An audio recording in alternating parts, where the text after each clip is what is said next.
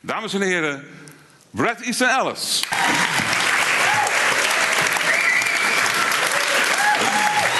Whoa. That's crazy. Oh my God. It's insane. Am I supposed to be sitting here? Well, let's take a seat. It's so ridiculous. It's so crazy. What are you guys all doing here? What's going on? This is nuts. Haven't we seen that before? You taking pictures of the audience 5 years ago with Bas Heijnen at Odeon. Yeah, I did do that. But the only difference is then it was a camera, and now it's an iPhone, and this is a video now. Yes, it is. Pictures. It's proof. It's proof to people when I go back to the U.S. that there are actually people here in Europe who care about me and want to come see me. Thank you for turning up the lights. My friends will not believe me. They won't believe me, so it's so nice. Next morning on YouTube? Yeah, next morning on YouTube, yeah. So what's going on, everyone? What's happening? What's going on? So let's talk about let's talk about the tweets. What was the last tweet you did? What was the last tweet on Twitter? The last tweet I think I did was about how my misogyny was coming back. How I was in the U.S., there are these terrible reality shows, and I was in a house with a bunch of friends over, I guess you don't really celebrate it here, Labor Day weekend. Well, whatever. So I was in this house with a bunch of friends, and they were watching these shows like The Real Housewives of New Jersey and The Real L Word, a lesbian reality show, and I don't know, my misogyny came back. I saw how crazy everyone was acting, all these women were acting, and what were they acting? How did they behave? I don't know. They were acting very vaggy. You know? Like the audience at the Oprah Winfrey Show, something like that? Hysterical? It's to a degree, yeah. Very over-emotional and screaming at each other and causing all this drama. And, that's the last tweet I did. I don't really tweet that often. I do it infrequently. You have 78,000 followers, and you are following 78 people. Yes, I am. Can you mention some of the people you do follow? Rob Kardashian. Oh yeah, we all know him. Do people know him or not? No? Justin Timberlake. Doesn't ring a bell to me. Quentin Tarantino? I don't follow him. You don't follow him. Is he twittering? I have no idea. Megan Fox? Do anything? I don't really know. Do you make up the tweets? Are you really having this? There are like 4 Twitter pages that are connected to Bret Easton Ellis, and I only really am in control of one of them.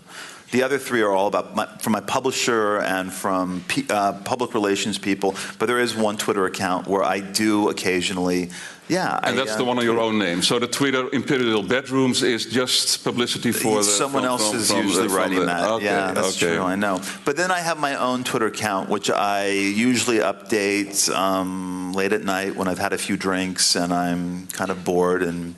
I want to recommend a record or a movie or talk about my misogyny. Okay, talk about the latest movie you see. What was the latest movie you saw? The latest movie I saw that meant something to me that I liked? Toy Story 3. Toy Story 3. Yes, I cried. I cried on that. Because of the ending? I tweeted about this. I was at a 4th of July party with Eli Roth, the man who made Hostel and who played the Jew Bear in Inglourious Bastards. And we were at a party talking about how much we were sobbing during Toy Story 3 and how that's like the best American movie that I saw last year. It is. This is where we're at. It was the best written, best directed American film of 2010. And we were both comparing notes. The director of Hostel and me talking about how much we cried during Toy Story 3. So it did even top Inglourious Bastards. This is where my life is. No, we didn't talk about Inglourious. We talked about his girlfriend is a woman named Peaches Geldof, who's Bob Geldof's daughter. And she's been obsessed with me. And that's how Eli and I became friends. Of course. I know, it's such a small world. It's such a small. How does that feel? It feels like nothing. It feels like absolutely nothing. Persons being obsessed by you. Are you're familiar with being obsessed yourself as a writer? You mean being obsessed with myself? No. Being obsessed yourself. Well, you can be obsessed with yourself, if you will, go ahead. No, but being obsessed yourself with the act of writing. You mentioned in a recent interview, well, I got my obsession back writing during the writing process of Imperial Bedrooms. This was a real obsessive behavior. Every book is. I'm obsessed with the book. Yes, this is true. So I was obsessed with that. But I am also, to a degree, obsessed with Bret Easton Ellis. And yes, I do. With the persona, Bret Easton Ellis. Well, I'm interested in what people say about this thing that's been created. And so I Google myself every day, and I look to see what people are writing about this thing, this Bret Easton Ellis thing. And people write, oh, I had a really Bret Easton Ellis night last night.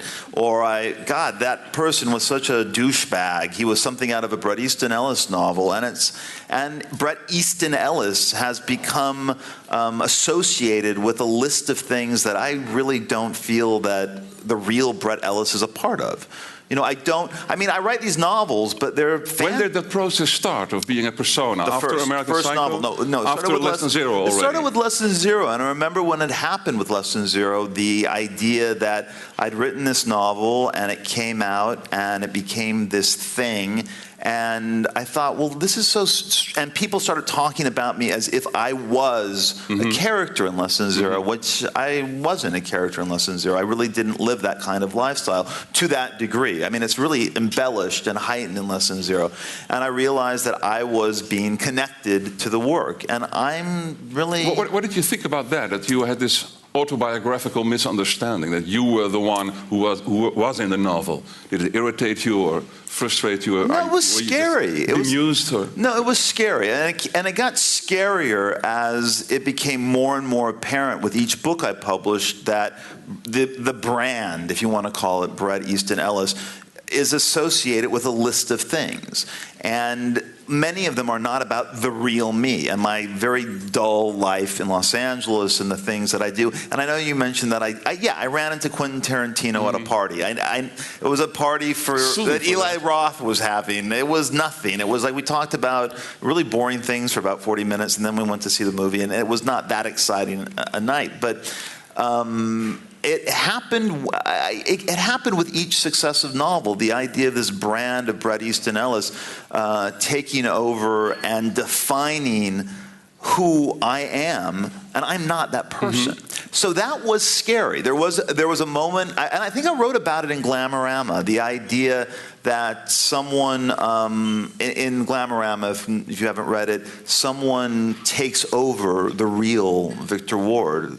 The fake Victor Ward that everybody wants, including his father, is put into play to take over the real Victor Ward. And that was a very personal thing. I mean, a lot of people read Glamorama and think, oh, it's a kind of a jokey espionage thriller. It's this, it's that, it's too long, it's, many things. But it was a very personal novel to write because I was grappling with that idea of what it means to be mistaken for someone else, to be taken for someone else. Did that also play a part writing American Psycho, that you have acknowledged this autobiographical misunderstanding? Well, then you say, okay, if there is this misunderstanding, now we're going for some completely different. Well, look, let's create I am not a real anti-hero. I am not chasing prostitutes with a chainsaw. I am not doing certain things with gerbils and rodents and whatever to, various female victims.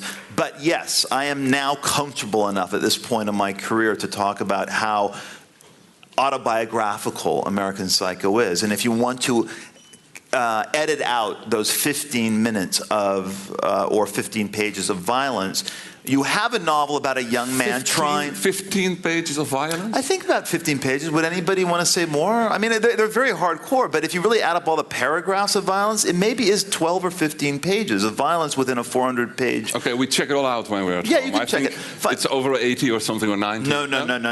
It's not over 80 or 90. It's definitely about 15 pages. But what you basically have is a 385-page book about a young man who is trying to conform to a society that he's disgusted by, which is exactly what was happening to me at the time. So that novel, only now, after many, many years, do I feel comfortable in talking about how autobiographical that book was. I was the same age as Patrick Bateman. I was going to the same places he was going to. I was wearing the same clothes. I was trying to live this kind of yuppie lifestyle because everyone said it was going to make you feel good or feel better about yourself, and it didn't. It enraged me, and I was disgusted by the society that I was a part of. So yes, American Psycho is a very autobiographical novel, and the anger in it stems from my anger at the time. But yet again, it's a novel, and it's embellished, and Patrick Bateman is far crazier than I am and has much, much worse musical taste. So it's like a very different experience from whatever the real Bret Easton Ellis. Out of the three bands discussed, Whitney Houston, Genesis, and Huey Lewis, I like Huey Lewis the most, actually, out of that. I do. Okay, and I think the audience does too. Talking about disgust and your persona, after having lived in New York for many, many years, you went back to LA where you were. It's distressing. It is distressing. There is a disconnect. There's a disconnect about being on a book tour, about being on stage like this, because I don't do this a lot. I'm sorry to interrupt. Okay, go ahead. Take it over. I'm in a lovely hotel, and everyone is very friendly to me. Everyone is very nice, and yet I feel very alienated from all of this. I don't feel this is real. This is very illusory in a way, and it's very hard to get into the mode of being the Bret Easton Ellis that I think the audience wants to see, that the people want to, that the idea that people have about Bret Easton Ellis. But I'm getting over it, and I just got over it right now, and I want to hear your question. I just had to get that out. Okay, I just had to get that out because I was playing this game backstage. Did anyone play Angry Birds? I love it. I was playing it backstage.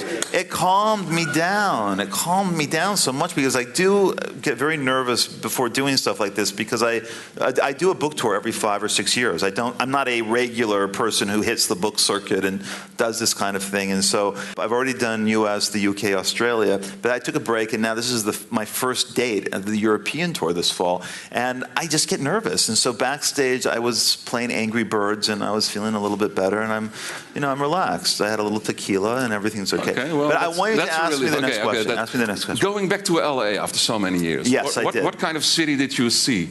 What was fun? Did it a fun city. No, I saw a fun city. I liked Los Angeles, and that's why I moved back there. I'd been visiting Los Angeles a lot. I was very tired of New York. New York was becoming a city for rich people, for tourists.